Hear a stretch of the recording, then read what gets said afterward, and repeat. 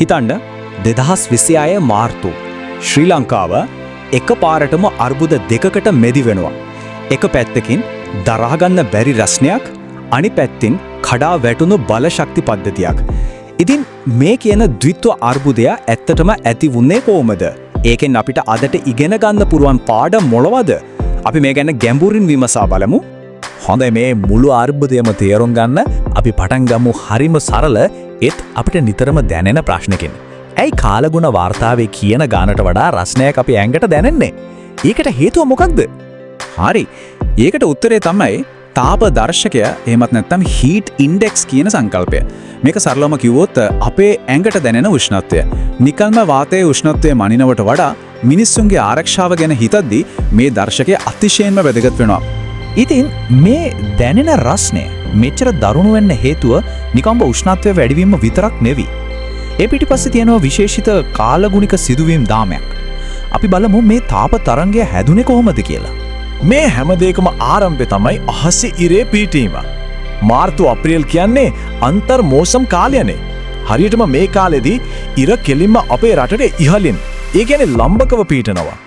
මේ බලන්න, මේ වගුවෙන් පැහැදිලිවම පේනවා රටේ එක එක නගරවලට හරියටම දවල් 12ට, ඒ කියන්නේ සූර්ය මධ්‍යාහ්නයට මුහුණ දෙන්න වන වෙලාවල් පොඩ වෙනස් වෙන හැටි. ඒත් වැදගත්ම දේ තමයි මේ විනාඩි කිහිපය ඇතුළත පොළොවට ලැබෙන සූර්ය ශක්තිය අති විශාලයි. හොඳයි, ඉරෙන් එන මේ අධික රස්නෙට මොකද වෙන්නේ? අපේ රට වටේ තියෙන ඉන්දියන් සාගරෙන් විශාල ජල ප්‍රමාණයක් වාෂ්ප වෙනවා. එතකොට වාතයේ තෙතමනය, අපි කියන්නේ ආර්ද්‍රතාවය කියලා, ගොඩක් ඉහළ යනවා. දැන් මෙතන තමයි ප්‍රශ්නේ. ආර්ද්‍රතාවය වැඩි නිසා අපේ ඇඟේ දාඩිය වාෂ්ප වෙන්නේ නැහැ. ශරීරය සිසිල් කරගන්න තියෙන ස්වභාවික ක්‍රමය අඩපණ වෙනවා. ප්‍රතිඵලය අපිට දැනෙන රස්නය තවත් දරුණු වෙනවා. මේ තත්ත්වය කොච්චර බරපතලද කියනවා නම් කාලගුණ විද්‍යා දෙපාර්තමේන්තුව මේ වගේ වර්ණකේත පාවිච්චි කරලා අනතුරු ඇඟවීම් නිකුත් කරනවා. බලන්න, තැඹිලි පාට. ඒ කියන්නේ දැඩි අවධානය යොමු කළ යුතු මට්ටම. මේ අර්බුදයේ වෙලාවේ දිස්ත්‍රික්ක 14ක්ම නිතරම වගේ මේ කලාපයට ඇතුළත් වෙලා තිබුණා. ඉතින් මෙච්චර රස්නයක් තියෙද්දි ඕනම කෙනෙක් කරන්නේ මොකද්ද? ෆෑන් එකක් හරි AC එකක් හරි දාගන්න එකනේ. ඒත් මෙන්න මෙතන තමයි කතාවේ භයානකම හැරවුම. මේ තාප තරංගය තනියම නෙවෙයි ආවේ. ඒක ගැටුණා තවත් දැවන්ත ගෝලීය අර්බුදයක් එක්ක. මේ සිදුවීම් දෙක එකට එකතු වුණාම මේක නිකම්ම කාලගුණික තත්වයක් නෙවෙයි, ජාතික මට්ටමේ ව්‍යසනයක් බවට පත් වුණා.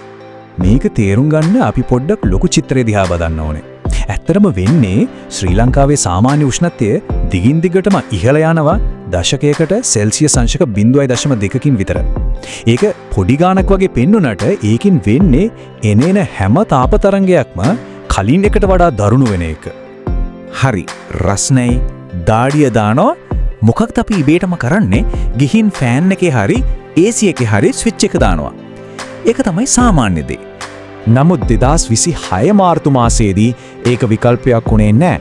අපෙන් සැතපුම් දහස් ගාණක් ඈතින් වෙච්ච සිදුවීමක් නිසා ඒ සරලම විසඳුම පවා මිලියන ගාණක ජනතාවකට අහිමි වෙලා ගියා. හේතුව තමයි මැද පෙරදිග ඇති වුණු දෙටුමක්. ඒක නිසා ලෝකයේ ප්‍රධානම නාවික මාර්ගයක් වන හෝර්මුස් සමුද්‍ර සංධිය වැහිලා ගියා. ඉතින් අපේ රටට ඉන්ධන ගේන එක සම්පූර්ණයෙන්ම නැවතුණා. ඉන්ධන නැති වෙනකොට බලාගාර දුවන්න බෑ. විදුලිය දෙන්න බෑ. අන්න එතන තමයි ද්විත්ව අර්බුදය නිර්මාණය වෙන්නේ. හොඳයි, දැන් තත්ත්වය පැහැදිලි. එක පැත්තකින් දරාගන්න බැරි රස්නේ, අනිත් පැත්තකින් විදුලිය නැහැ. ඉතින් මේ වගේ තත්ත්වයක් යටතේ රටක් විදියට, මිනිස්සු විදියට අපි කොහොමද මේකට මුහුණ දුන්නේ? කොහොමද දිවි ගලවා ගත්තේ?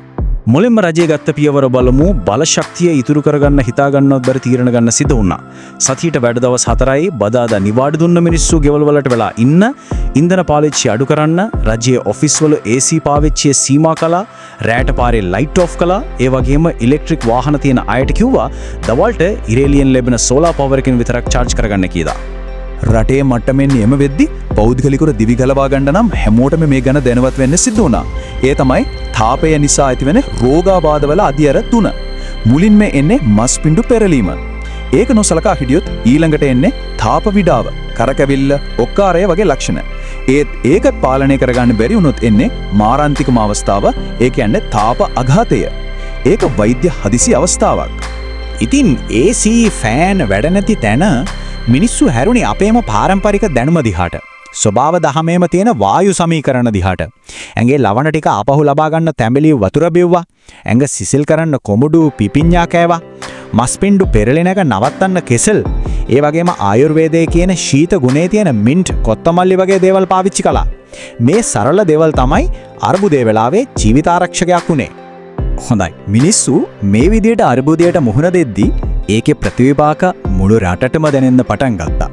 අපි බලමු මේ ද්විත්ව අර්බුදය පරිසරයට, ආර්ථිකයට වගේම තොරතුරු සමාජයට බලපෑවේ කොහොමද කියලා. අර්බුදයක් එක්කර තවත් වසංගතයක් තමයි තොරතුරු වසංගතය.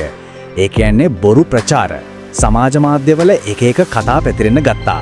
රස්නේ සෙල්සියස් 60ට යනවා වගේ ඒවා. හැබැයි යථාර්ථය තමයි දූපතක් වගේ තැනක එහෙම වෙන්න විද්‍යාත්මකව ඉඩක් නැහැ. තවත් කට්ටියක් කිව්වා මේක මහා ජලගැල්මක පෙරනිමිත්තක් කියලා. ඒත් ඒ දෙක අතරේ සෘජු සම්බන්ධයක් නැහැ. මේ වගේ බොරු ප්‍රචාර නිසා මිනිස්සු අනවශ්‍ය විදිහක බය වුණා. මේකේ බලපෑම එක තැනකට සීමා වුණේ නෑ. ඒක පද්ධතියම ප්‍රතිවිපාක ඇති කළා. කෘෂි කර්මාන්තය ගත්තොත් තේ, වී වගේ ප්‍රධාන භෝගවලට හානි වුණා. පරිසරය පැත්තෙන් වතුර හොයාගෙන යන සත්තු නිසා ලැබුගිනි සහ අලිමිනිස් ගැටුම් වැඩි වුණා. ආර්ථිකයට වුණු බලපෑම ගැන ලෝක බැංකුව පවා අනාවැකි පළ කරලා තියෙනවා. මේ වගේ ආපදා නිසා 2050 වෙද්දී දලදේශීය නිෂ්පාදිතයෙන් 3.5ක පාඩුවක් වෙන්න පුරුවන් කියලා. අපි මේ සිදුවීම තනියෙන් බලලා බෑ. මේක රටාවක්. බලන්න 2012දී ත්‍රිකුණාමලයේ උෂ්ණත්ව වාර්තාවක් තිබ්බා. 2019 වෙද්දී තවත් දරුණු තාප තරංගයක් ආවා. ඒක අලුත් සාමාන්‍ය තත්ත්වයක ආරම්භය වගේ. ඊට පස්සේ තමයි 2026 මේ ද්විත්ව අර්බුදය එන්නේ. අනාගතයේ දිහා බැලුවොත් 2050 වෙද්දී තාප දර්ශකයේ 32කට වඩා වැඩි දවස් ගාන අවුරුද්දකට මාසයකමාරකින් විතර වැඩි වෙයි කියලා තමයි පුරෝකථනය කරන්නේ. ඒ කියන්නේ මේ ප්‍රශ්නේ එන්නෙන්නම දරුණු වෙනවා.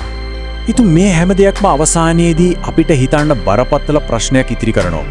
ශ්‍රී ලංකාවේ 2026 දී සිදු වුණු මේ අර්බුදය, ඒ කියන්නේ දේශගුණික විපර්යාසයයි ගෝලීය බලශක්තිය අර්බුදයයි එකට ගැටීම. මේක අපේ රටට විතරක් ආපු දෙයක්ද? නැත්නම් මේක මුළු ලෝකයේම සාමූහික අනාගතයෙන් අපිට ලැබුණු අනතුරු වැඟවීමේ තැපල්පතක්ද?